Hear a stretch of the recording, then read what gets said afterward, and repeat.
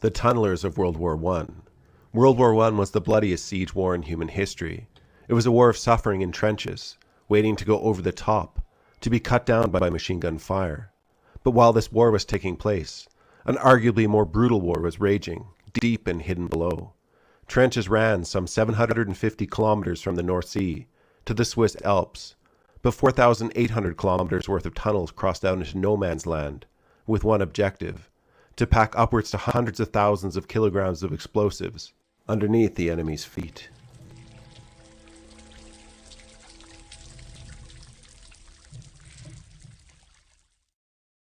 Tunnel warfare wasn't as simple as digging until you reached the enemy trench. It was extremely dangerous. Tunnels waged war with each other.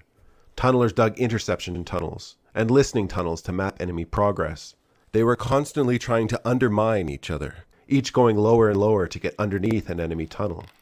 As opposed to traditional warfare, where having the high ground was an advantage, tunnelers wanted to be under their enemy.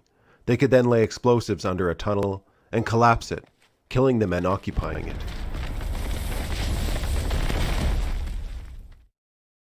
Tunnel systems could have hundreds of men working on them at any one time. Tunneling was done slowly and tediously, and the speed at which the tunnel was dug slowed as it came closer to an enemy position.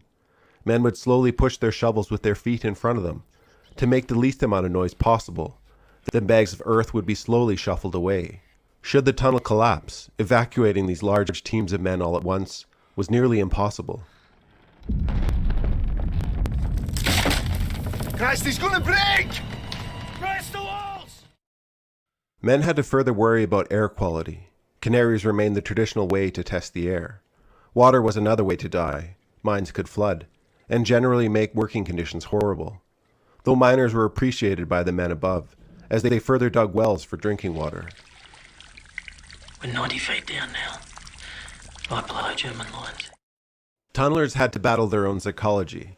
Listening posts were an unpleasant position to man. Men would sit for hours on end in dead silence, in the near dark, listening for enemy digging or movement, and counter tunnels would be plotted based on enemy noise. Men might be aided by a geophone, which was tuned to hear seismic activity, but aids could be as simple as water in a biscuit tin, which would ripple if there was digging nearby. You all know the trick.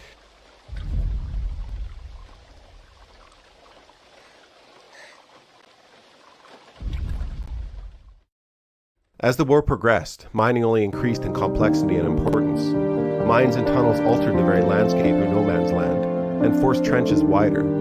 The first Allied professionals to bring their expertise to the Royal Engineers were the men creating Manchester's sewer system. They were dubbed clay kickers, or moles, and inducted into the prestigious Royal Engineers and immediately sent to the front with minimal military training.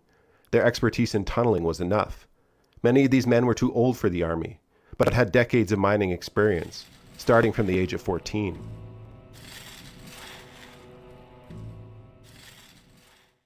In pop culture, Thomas Shelby from Peaky Blinders has brought the horrors of this specialist role to life, and there are two significant productions to watch that focus entirely on the brutalness of this role. Both the British film The War Below from 2021 and the Australian Beneath Hill 60 from 2010 cover the same battle, the Battle of Messines of 1917.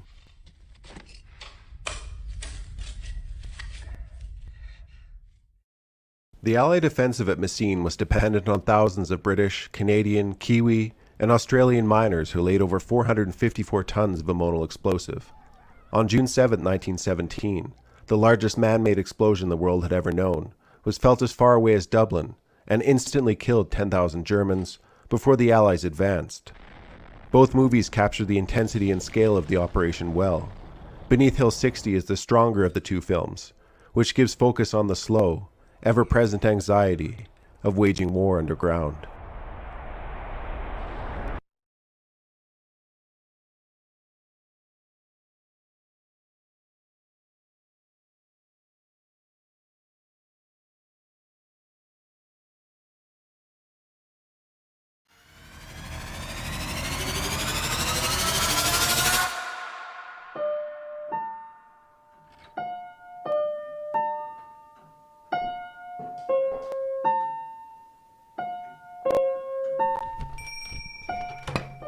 Dear Sis, just a few lines to let you know that I'm okay and that you are not to worry about me. I was grateful to receive your letter. Sorry that it's taken so long to write back. I'm writing to you from somewhere in France. It's almost peaceful here at times, when the artillery stops. Some mornings I can hear a bird singing in the trees. It reminds me of home. I hear Billy has finally gone to sea. I know he gets seasick. I do hope he's okay. I'm sure he'll write to you soon, once he's settled in. I pray conditions on board are better than here in the trenches. Though I'm confident he will make plenty of friends to see him through.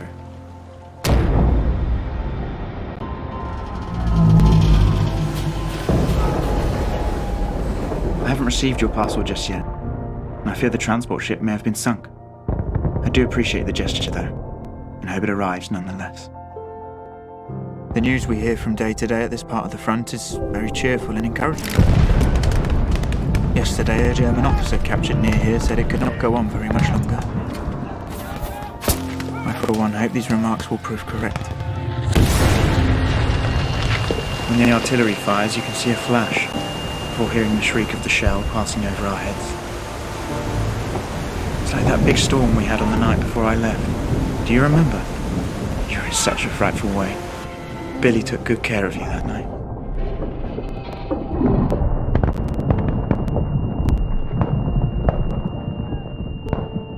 I'm already tired of the sound of shelling. And I long to hear how your piano lessons have progressed in my time away. Mother says you are doing very well indeed.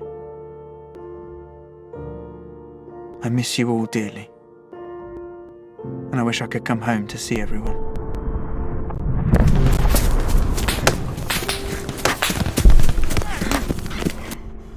I hope this letter finds you and all is well.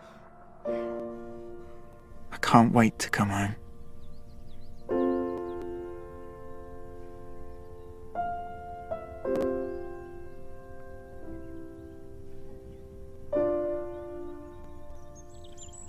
All my love.